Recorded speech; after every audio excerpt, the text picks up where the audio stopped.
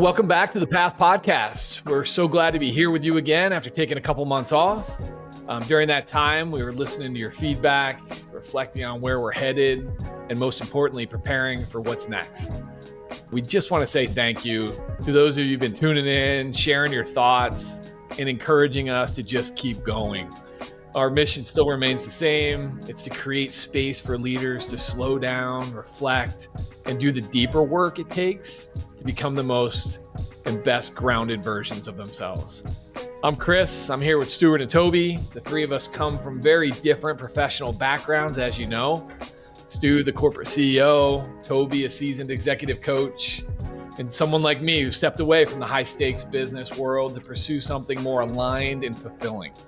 What brings us together is a shared belief that success doesn't have to come at the cost of your well-being, your relationships, or your sense of self.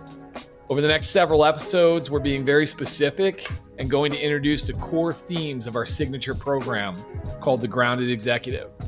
We won't be unpacking the full experience here, but we will be opening the door to the kind of conversations that are at the heart of that journey. We've spent years working with high-performing professionals, people who are outwardly successful, but often inwardly stretched thin, disconnected, and unsure of what's next. These upcoming episodes will explore the 5 foundational tenets of the Grounded Executive. The first one, which we just released, which is around purpose and values. The second around self-understanding and emotional regulation. Third being mindfulness and presence. Fourth being resilience and adaptability. And then lastly, connection and relationships. And we believe that this work really matters, not just from a performance perspective as corporate athlete, is what we've talked about before, but also from a life perspective. Transforming ourselves in a bigger way from the professionals we are, but also just the humans we are. And I believe that the clarity and the reconnection really truly matters. Whether you're running a company, leading a team, or simply just trying to navigate life with some more intention, we hope this podcast is for you. We're honored you're walking the path with us, so let's keep going together.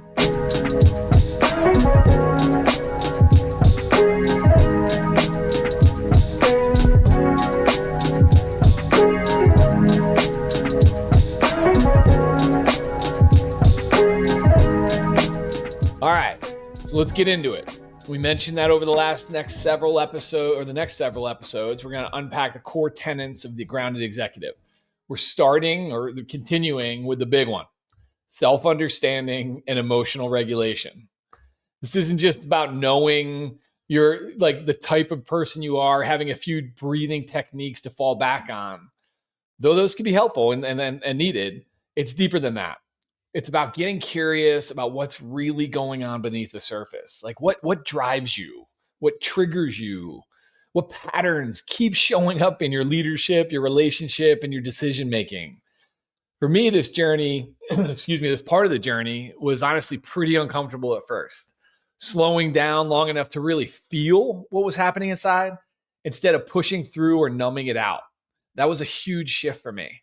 All I knew was to push it away and to keep moving on. But the more I leaned in and the more I realized how much I was being led by these unconscious narratives, these belief systems that were outdated and not serving anymore. And then I started, and how things looked when I could meet those moments with a bit more clarity and compassion. That's what gave me the drive to keep moving and keep going forward and keep finding out what's really beneath. So that's where we're going today. How do we grow in self-awareness? And how do we build the emotional regulation to navigate leadership and life from a more grounded place? Toby, I'm going to push to you first. I know this is something you care about a lot. I know you helped me with this tremendously. I was probably a huge pain in the ass for you when it comes to emotional regulation and just understanding myself. But where do you usually start when you're walking someone into this type of work?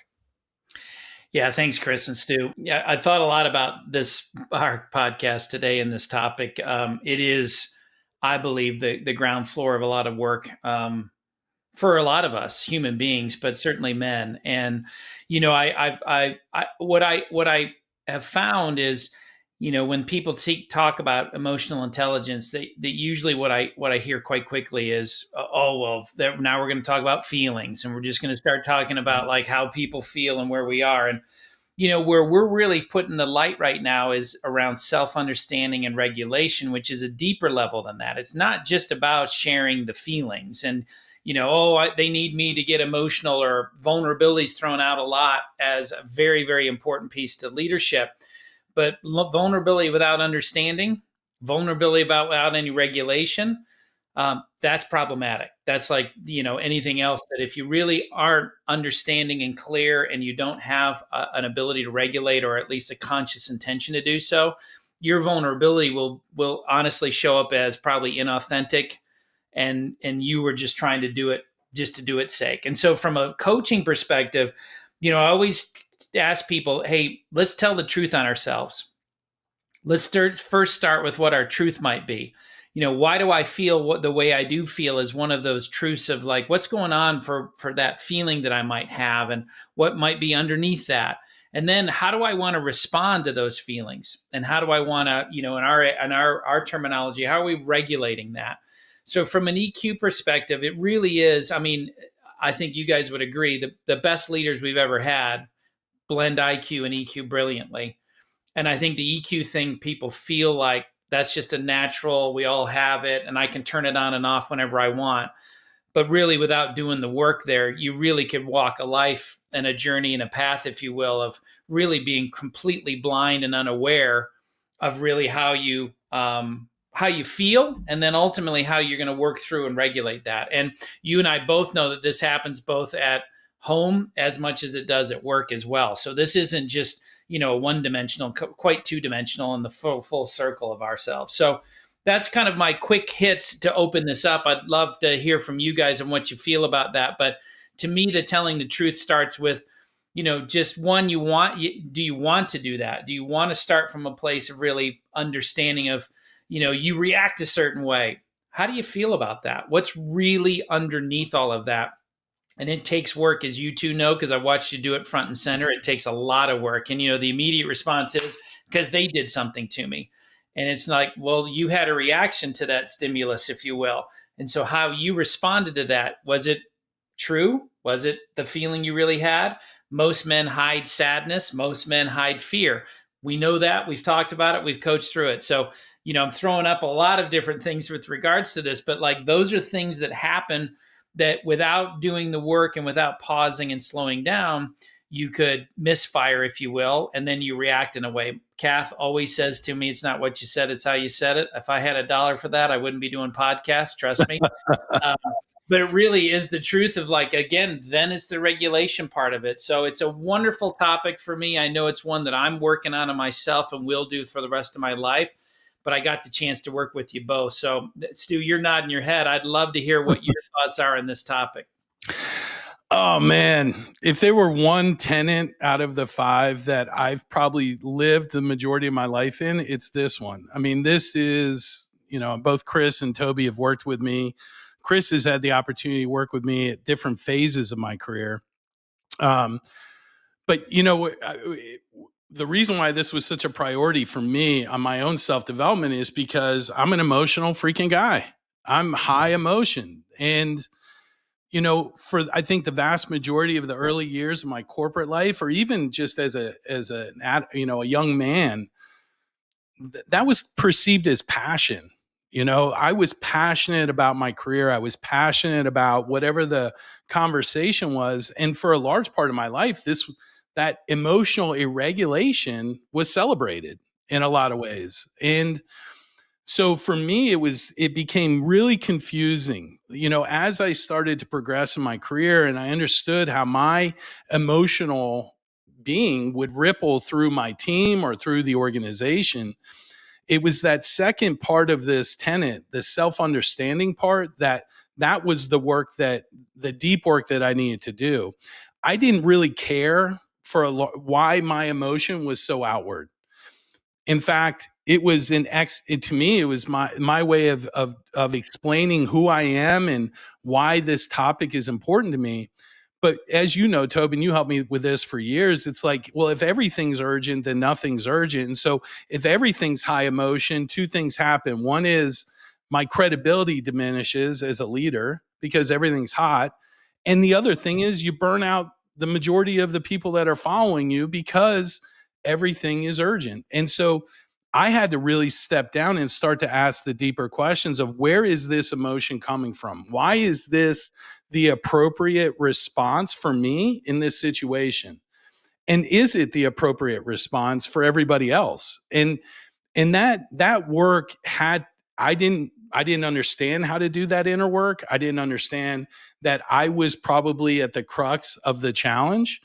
But man, I've spent so many years in this place of checking my emotion and measuring it against the audience and the environment that I'm in, because sometimes they don't equate. Does that make sense? I don't know. Maybe I don't know if it's a powerful point, but my truth is you guys would call BS on me if I went through this whole podcast acting like I had this figured out, because the reality is my emotion can dictate my behavior far quicker than my logic.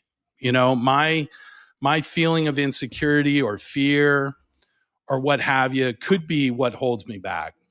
It does, Stu. A quick question on that before I go to Chris. Why care about how you're impacting others? And I know that sounds maybe, I mean, I'm not trying to poke the bear too much, but you're a passionate guy. You're an emotional person. You know that to be true about yourself. So why do the work with regards to, like you said, like, I don't know that I really cared about why or where that came from. Yeah. What happened, or where did that, that idea or that thought, it might have been our work together, but like, I now wanted to do that. Why? What happened there? Yeah, I mean, it's a great question. I think part of it is the work that you and I did. It was,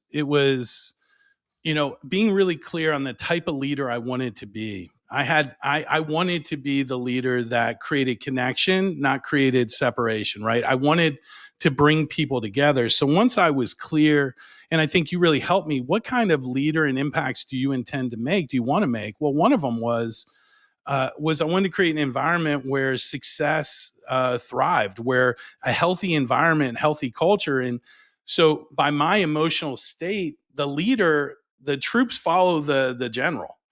If the general is gripping the bat, then odds are the majority of the soldiers are. And so understanding that my regulation was a communication much outside of my words. I could say a million things, but how my emotions showed up were really the message people heard beyond the words. But beyond that, the second part of that, and I think the more impactful part for me was I wanted to impact the people. It wasn't just to check the box. And so what I started to hear through tons of feedback was, Stuart, I can't hear the message through your emotion. And so my communication was ineffective. I had people that would be scared more so than educated.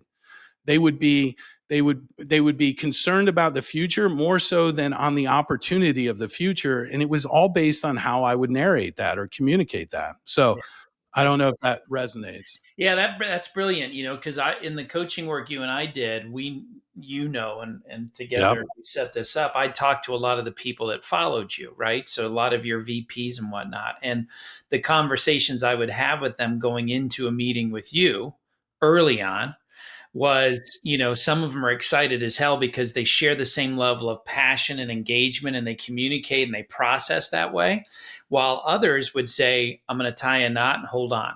Yeah. So it's an interesting kind of dialogue that happened with regards to, even though it's positive, you could still get them fired up and really, confront in the positive way.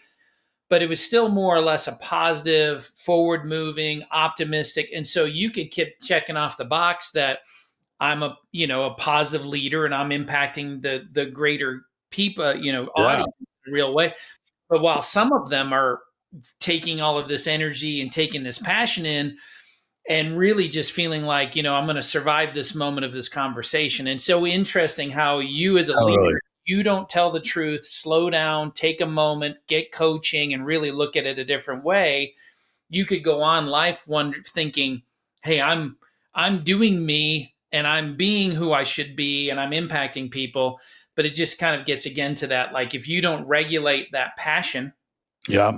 not dismiss the passion, not remove the passion, but if you don't regulate it, then all of a sudden you may very well lose part of your audience. As much as somebody on the other side of it that's blunt, doesn't ask questions, and just is a pile driver in those meetings, which we've been in meetings like that before over the years, then that has maybe a similar effect where you lose half the audience because they don't respond well to that. So it really gets back to the work and the work that each of us has to do. But it always starts with like, where are we headed and where are we going? And that's that coaching part of it. Chris, I know we've talked a little bit about kind of like where Stu is, but just your thoughts about these two topics and what they mean to you. Yeah, just pulling on that thread a little bit, Stu, and you and I have talked about it. We're pretty similar, right? And we have high emotions, and people coming into our room, it's like, all right, what Stu or what Chris am I going to get today? And that's not necessarily fair. Now, there's some internal work that they need to do to be able to manage their boss and so on and so forth. But that's not really, if they have to keep guessing what Stu they're going to get or what Chris they're going to get, that impacts the culture and that impacts your credibility as a leader. The thing that you've taught me with, Toby, is that emotions, they're not the enemy, right? If you do the work and understand where they're coming from. But how it's taught, think about all the feedback I've gotten on emotions. Like, you're so emotional. Yeah. Like, I don't know, and it's like, okay, yeah, but but that's the end of the conversation, right? Like, you're so emotional. You can't, I need you to be this. I need you to be that. So to your point earlier about like turning them off, like I actually went through, as I was kind of a young leader trying to figure out my leadership style, I had managers throughout my career that were awesome. And I tried, but they weren't me. So they didn't have the emotions that I had, and they didn't have the transparency and the vulnerability and all the things that go along with being an emotional person. So I tried to emulate them because I'm like, all right, they're telling me I'm emotional, so let me try to be them. So I literally cut off my I shut them down. And I remember that moment in my career, and it was probably the worst 2 months of my leadership career. Like, I just was so inauthentic. I was like, you want to talk about showing up like an imposter. I couldn't be that. So instead I had to figure out, start doing the deep work with you, is like figuring out, okay, why am I showing up like this? Why am I showing up like, the high highs and the low lows and the high and just this constant roller coaster? Because that wasn't serving me well either. It wasn't serving my family well. It wasn't serving the people that work for me well. Any part of my life, just the highest of highs and the lowest of lows, is just not a great place to be. They're great when they're good, but they're not great when they're bad, kind of thing. So to create a little bit more of that even keel and really understand where all this baggage and emotion, all this is coming from, and start labeling them. It's just data. Emotions are data. And I didn't look at it that way for many, many years. And when I started to look at, all right, I feel this way. Why do I feel this way? We had a situation last week, right? We had an event for this program that we're actually talking about, the Grounded Executive. And I was so excited about it. It was in Pittsburgh. Our brand and marketing managers in Pittsburgh. So Stu came out, and we must have put out 100 invitations for this, right? And we didn't get the showing that we wanted, right? We got a bunch of my buddies that showed up pretty much, right? And I knew it going in. And but I had a pretty healthy amount of anxiety. It wasn't overwhelming. Like, I wasn't losing sleep. But I knew like my ego was like in full board. Like, it was running hot. And so I was able to label it though. Like, the only reason I'm getting emotional right now is because I'm not enough, right? I put a program out. There's not the number of people that are going to come to it.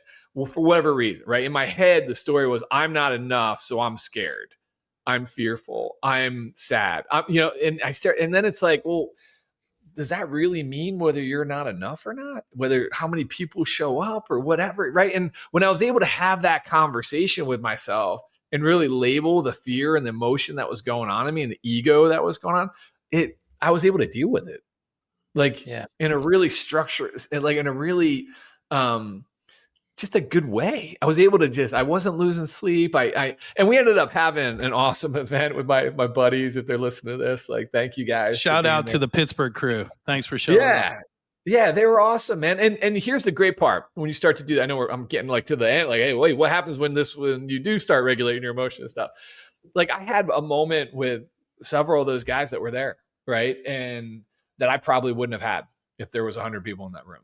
And it was so cool. One of my good buddies, he's just on such a great journey right now, and he's really found himself, and he's just healthy, and he's not drinking, and he's like really down this cool path. And I got to really hear about it, but he also got to share some of his fears associated with being, and we got to connect on a level that we wouldn't have been able to connect on if that room what it was ideally supposed to be in my head.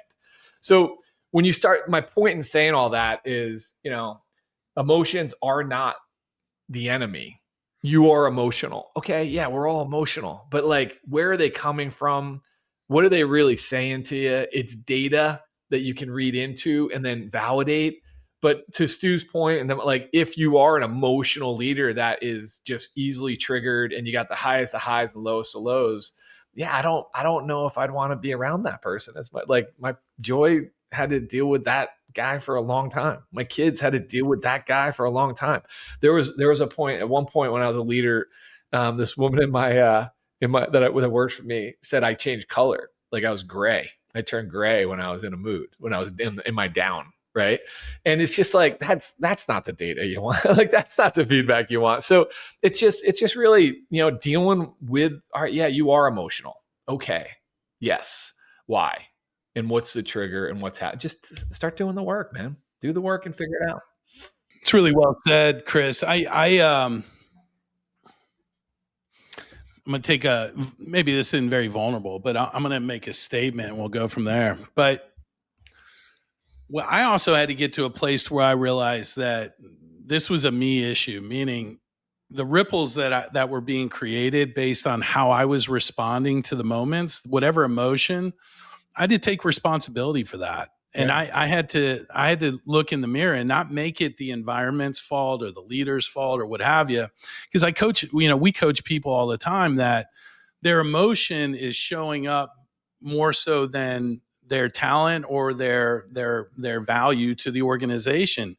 And that's where that conversation of, how are we managing our own emotions and taking responsibility for them versus sometimes we become, I hate this word, but victimized to the emotion, and it controls the narrative that we tell ourselves that these people are the issue. They're the ones that triggered it. They're the ones. And that's just why the power of self-understanding, and to your point, holding that mirror up and taking a hard look and realizing that we are in response of, like, we are responding to something outward to the world that we need to own.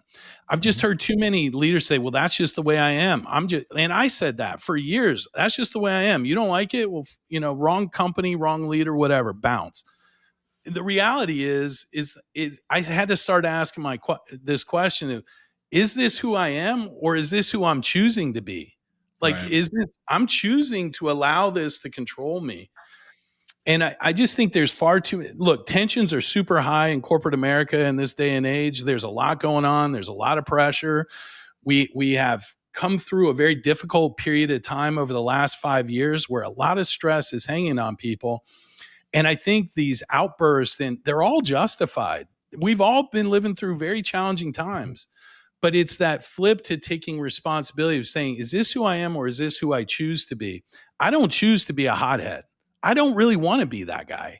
Mm-hmm. But the reality is I had to figure out what was the reason that guy kept showing up. Yep. Well, the problem wasn't the environment. It wasn't the leaders. It wasn't the people. It was actually that 8-year-old little boy in me who was continuing to scream for help. Right. Yeah. And once I got that good, then this all seemed super easy. Like, the environment was like, I can be authentic in every environment. But what's that cry for help on the inside? That really was my lash out. It's a cry for help.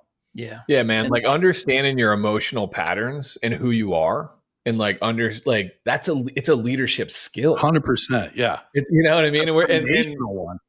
Yeah, and in today's world, like you need to develop that skill because you're dealing with so many different types of people that need so many different things from you. Yeah. It's not like therapy talk. It's like you have to figure out these emotional triggers, how you're showing up, how you understanding yourself. It's what leaders need these days. But to your point, bud, I think too many just dismiss it and say this They is who I dismiss am it. and oh shit, yeah. Well, don't we just need to roll our sleeves up and work harder? And what's emotions got to do with the boardroom? And no one wants to see someone crying in a conference room. And females get a bad rap of they're going to go into some stereotypical type of she goes again crying. And worse yet, some man's going to show weakness by way of just starting to shed a tear. And this whole notion of an 8-year-old inside of us, what are you talking about? We're grown men. We've been on this journey forever. And there's no 8-year-old around me right now. What are you guys talking about? Yeah, Welcome to corporate America. Yeah, welcome to why we have a job right now, right? Because that's the dysfunction that all that creates. Hey, I tried that, Tobe. Yeah, and that you were a witness to that, and it didn't serve me, right? Just shutting up, grinding, and there will be things my body was telling me something was wrong, my heart was telling me, the effort I put into things was telling me something was wrong. So it will catch up to you. That's a strategy, which I think a lot of corporate America utilizes, but it's not sustainable. Yeah, I mean, Tobe, I think there's some environments where that everything you rattled off is completely appropriate. I think what comes to mind for me in a corporate environment, not life, right? But in a job per se, is there's an appropriate time and place to work through some of those emotions with others. Now, if I'm working through it on my own and I'm going in that deeper understanding where I'm coming from and what that trigger is, that's one thing. But what I think is interesting is where that my emotional state becomes the priority for the team versus what the team's trying to accomplish. That's where I think some of those comments of, hey, we're here to get a job done. This isn't the right time. We're just here to make widgets, whatever it is. It's when our emotional state becomes the main goal versus it being part of the process to achieve the goal. And so I think, yeah, hey, look, maybe I'm an asshole, but there are some times where you having a meltdown because you're overwhelmed with life and with your responsibilities as a leader. My job is to help you with that outside of this moment. This moment, I have 15 people in the room. We have a goal that we have stuff to get done, but that doesn't mean that I don't care. That doesn't mean that I'm not going to help walk with you on whatever you're challenged with. It just says that there's an appropriate time and a place to get the support that you're looking for from your leader. And it may not be in the middle of a meeting. It may be on a walk from the meeting. But that point of understanding that, yeah, there are times in a work environment where we need to get the job done. And we've got to figure out how to get it done because whatever urgency is there. But as a leader, I have to understand that the outcomes that we're driving towards have impacts on the emotions of my people. And so if we're going to keep it very much at the business level, how am I supporting them after the event emotionally to make sure they have what they need? But again, in that moment, sometimes we're inappropriately melting down in the wrong rooms, in the wrong environment at the wrong time. And we got to own that. Yeah, I love Great that. Listen, poking both of these bears got a lot of answers on that, which is good. It's a really good point about kind of the environment versus the moment. And it's another good point to be made from a psychology perspective of when you're going through a behavioral shift. So if someone's listening to this and saying, I really want to learn more or get more connected to my own understanding of self, and I want to do a better job of regulating those emotions when I determine and name the ones that I carry. That takes time. And so whenever we're going through some changes, right? Time is usually one of those factors that says I don't have enough of it, or it'll take too much of mine, one of the same. And it will push you back to your comfort zone of, well, I'm not going to deal with it, not going to name it. So I just, that thought of like, how bad do you really want it? And what are we really talking about it? In crisis, we probably don't need a lot of emotion, right? Right. In a certain task in a project, Stu, to your point, we probably don't need a lot of emotion with regards to there's like a real pressure and a deadline on that. However, how many of those things happen throughout the course of the life of a team? And so thinking about if you can then separate that from what the environment you want to create and the safety you want to have and the vulnerability and authenticity you want versus those particular kind of aspects of the job and will continue to be. And don't even get me down that road of, I've read enough of the books in the military, and you being a service member, Stu, like I've read a lot of those. And again, not everything is a crisis and not everything is one of those moments, but there's also this other part and portion of it, probably much larger part of it, that has to be in an environment in which people feel like they can be and behave their best, and that people around them that might be different than them, how they manage their emotions or not, that we can work through that and work on it. And it wouldn't be at risk of the task, the project, the goal, the crisis moment we've got to see through. Now, this is a space that I should never be talking about service and moments and like that, but you can. But you can, yeah. my thought there, Stu, is like just when people get scared about how much this is going to cost them from a time perspective and how much this might be taking them away from getting the job done, I think our message is that this is so critical in order to get many of the jobs done, rather than maybe just the one-off. Yeah. Yeah, I think when we look at this through the corporate lens, there are some rules and boundaries of getting work done, right? However, to your point, that emotion doesn't evaporate because the deadline is shorter, right? That those emotions are actually ratcheted up because the work has to get done. I just think it's really important for the leader to be aware of those dynamics and those emotional dynamics. And they have an obligation, whether in the moment or at a later time, to make sure those emotions are being acknowledged and being validated. Because I think it's that lack of validation about our emotions that create that separation or insecurity and perpetuate more of it. But, I think about, Tobin, and I'd be curious on your view of this, like, there's also another layer to this concept and really all of these tenets, but around diversity and around the differences around how people and humans deal with their emotions, or more importantly, how they understand themselves. A woman could be, I'm coaching this young lady and she's phenomenal, but she's cried a few times in performance reviews and other things. And she has gotten feedback that she's too emotional, and there's a lack of understanding from her leader about beyond the emotion, the content that this woman is sharing is priceless. It's important. But that dynamic of understanding from the leader, understanding the needs of their people, but also that individual understanding the importance of conveying messages clearly, even when emotions are at a high.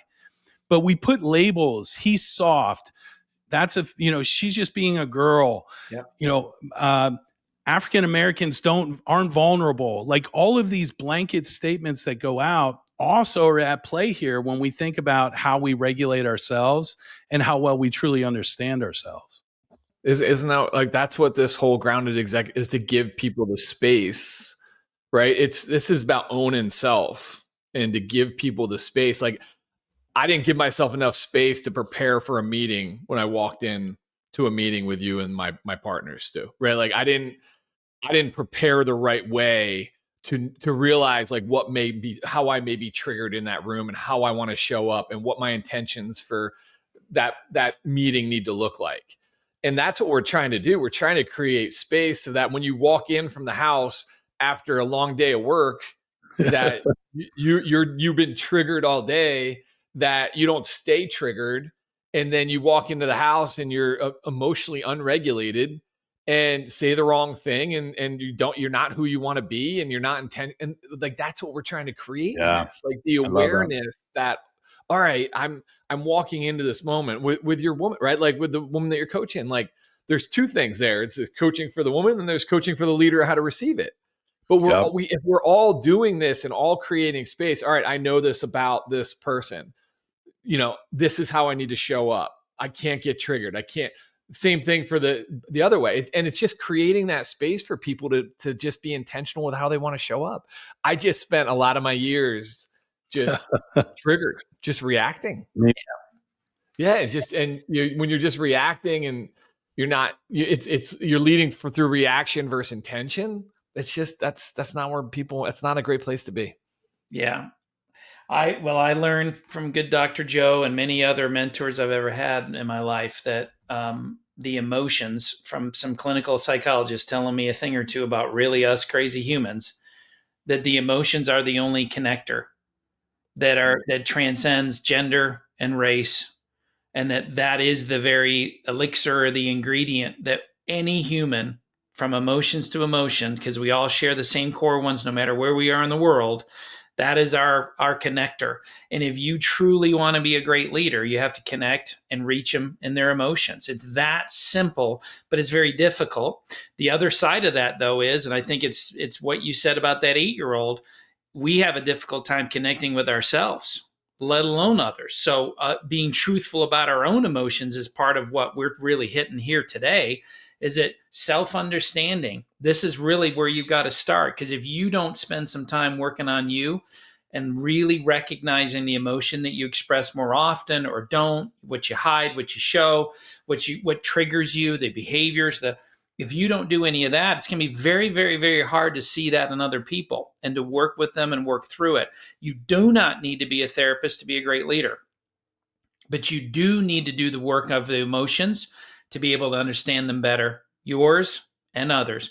Empathy is a core characteristic, if you will, or a component. In the pioneer for EQ is Daniel Goleman. And one of those particular core components of his is empathy. And so it's that spirit of. So to your point, Stu, the ones that get labeled of being too emotional, I've been working with a couple people in Asia, and the cultural norm there is to show no emotion, especially a female in Asia that I worked with. And she's cold, she doesn't care, everything. So all of these things are untrue, but she doesn't manage those emotions. She's got the cultural aspect, which again, you have to work how to figure that out. I'm like, how you're going to work through all of those things. We're not going to change a culture unless we all collectively agree that we want to. But you as my leader, how will you let some of this off, even though it goes in the face of what the cultural norm is? That's leadership. You have to be willing to be uncomfortable, to stand alone, to do something that's different.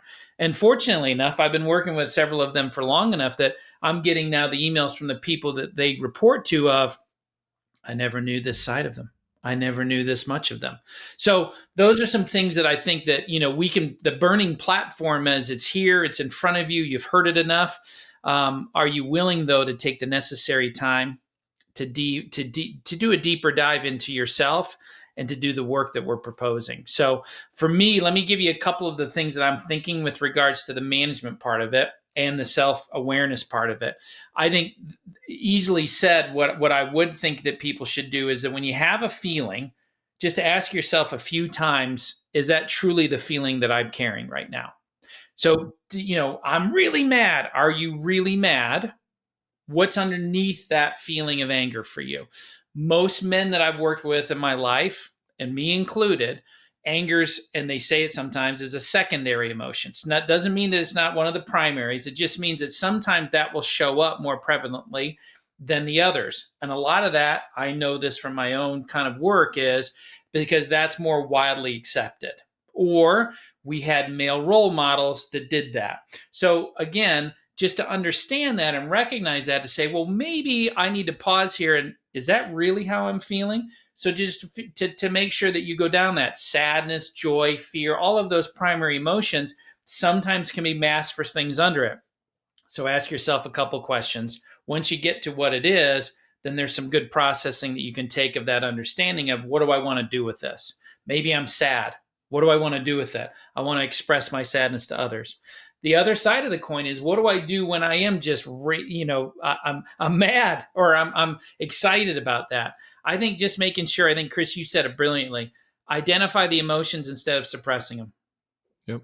Label. We do so much work to suppress. Mm-hmm. And I always laugh at people. I'm like, how's that working for you?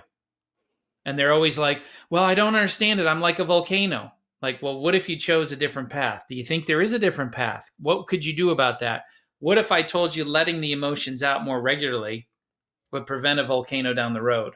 And they always look at me a little cross-eyed, like I've just said something profound. But I'm like, what if that was the case?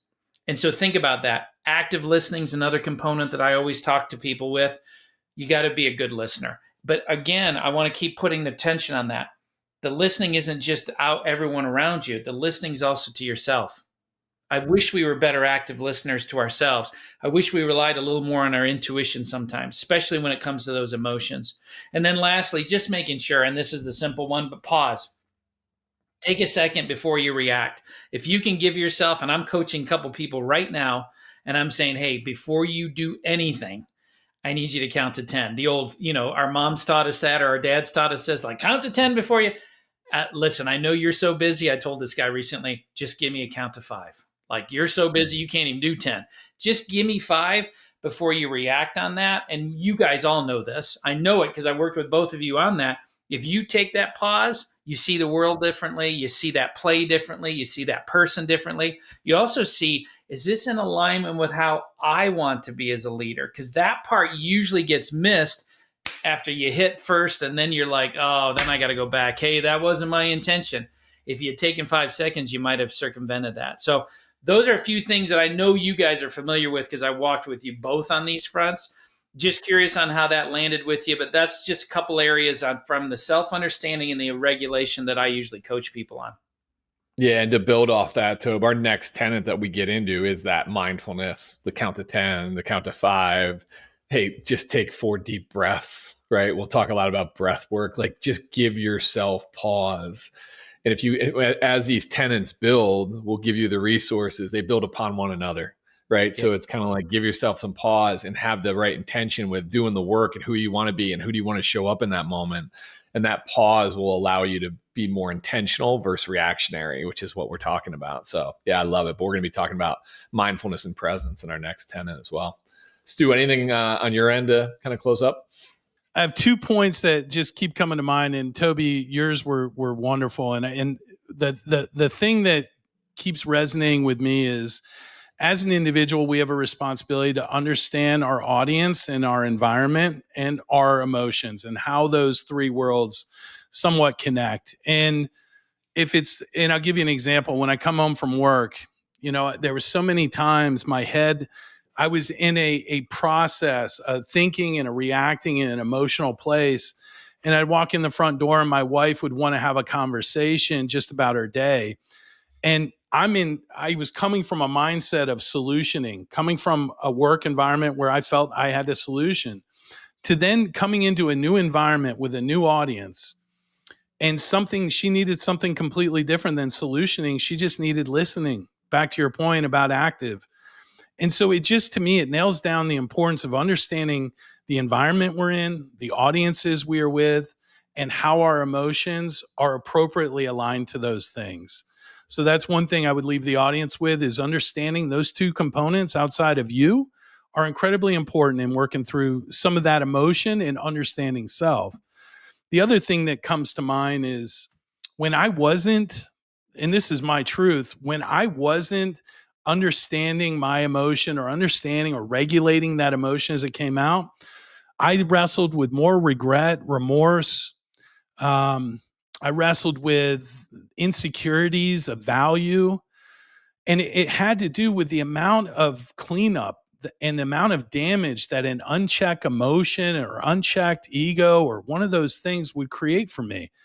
Whether it was an apology letter to my daughter or a call to my father, whatever it was, when I wasn't emotionally in control or aware, I always found myself the next day working through a tremendous amount of remorse and regret and trying to fix what could have been solved with what Chris said: a little space, a little reflection, a little breath, to your point, Toby. So I just want to, again, anchor in the thought that we got to be comfortable with understanding our emotions, but also understanding our environment and the audiences we're in. And then lastly is really, what's the opposite when we don't manage our emotions? What's the penance that we pay? What's the price we pay for that unchecked emotion? To me, Chris uses it all the time, the Buddhist principle of the second arrow. The first arrow is life. I'm learning this from Chris. It's how we respond to it. It's the second arrow. And I think that has a lot to do with this tenet and a lot to do with self-understanding and emotional regulation and understanding how we control our environments much more than we give ourselves credit for. So great topic. Love these topics. Chris, I'll turn it back to you. Well, Chris, real quick, I just got to build on or just touch on that whole notion of it takes too much time to understand ourselves and to regulate ourselves. And I think you just nailed it. Like how much time it actually saves you by putting time up front, but no one wants to do the upfront work. We think we're going to get to it down the road, or we don't have to do it. We're going to push it off. So great point, Chris. One thing though, I couldn't leave this one without a quote from Viktor Frankl. So I wrote it down. I just think it's spot on for this. And it'll be my last piece here, but so Viktor Frankl, if you don't know him, it's a great author, Man's Search for Meaning. It's one of the best books I've ever read. But he says, between stimulus and response, there is a space, and in that space is our power to choose our response. And in our response lies our growth and our freedom. So I just think that's I circled the word power, the power to choose our response. And in our response lies our growth and our freedom. Just think it really hits what we're hitting here with regards to these particular ideas of self-understanding and regulation. Love it, Tom. Yeah, anybody that hasn't read that book, pick it up. It's worth the read. Hey, I just want to leave with the last thing for the audience is like, if you're listening to this and really trying to figure out like, all right, how do I even start to label or identify? It's like a couple of things that you can really focus on is like when things get uncomfortable in work or at home, like what feeling is it that you're trying to bypass through just what we said, working hard or distractions or numbing, right? Or fixing or withdrawing, right? Like really lean into that. And then what emotion feels most vulnerable or even unsafe to let yourself fully feel in front of others? That's a good one for me. Like really understanding like what makes you scared to like, holy shit, I can't tell them this. I can't share that, right? Like there's probably something there. And then the last question I would ask, like, is there a feeling that if you had to sit in it would make you question your identity or your worth or even your stability? Because there's probably something there. And then the most high performers that we see and we coach with, shame is a huge emotion that they deal with because they feel like that I'm not enough, right? The 8-year-old boy Stuart is talking about, the 6-year-old boy that I'm dealing with on a daily basis. Grief, fear, because admitting it, it feels like a weakness, especially from a leadership standpoint. And then we talk a lot about it on this podcast, loneliness, because we're supposed to have it all together, right? So dive into those. If those resonate, like start diving into some of those questions. And if you're feeling something, definitely lean into it. But great conversation today, guys. That's kind of where we'll land for today's conversation on self-understanding and emotional regulation. Just remember that this work isn't always comfortable, but it's essential. It's an absolute differentiator when you're talking about leadership. Because when you start to see your own patterns clearly, when you can name what's driving you beneath the surface, you create that space that Toby was talking about. Again, or what Viktor was talking about, right? The space to choose differently, to lead with more awareness, to lead with more intention, as we talked about a lot. And like we said earlier, this isn't about perfection. It's about practice. Every time you pause or every time you get curious or meet yourself with honesty, that's progress. And sometimes that's enough. That's the path. So thanks for being here with us today. Next time we'll be diving into, like I said earlier, mindfulness and presence. When it really, what it really means to slow down, to pay attention and to bring yourself into the moment. Until then, keep showing up, keep doing the work, and we'll see you soon on your path.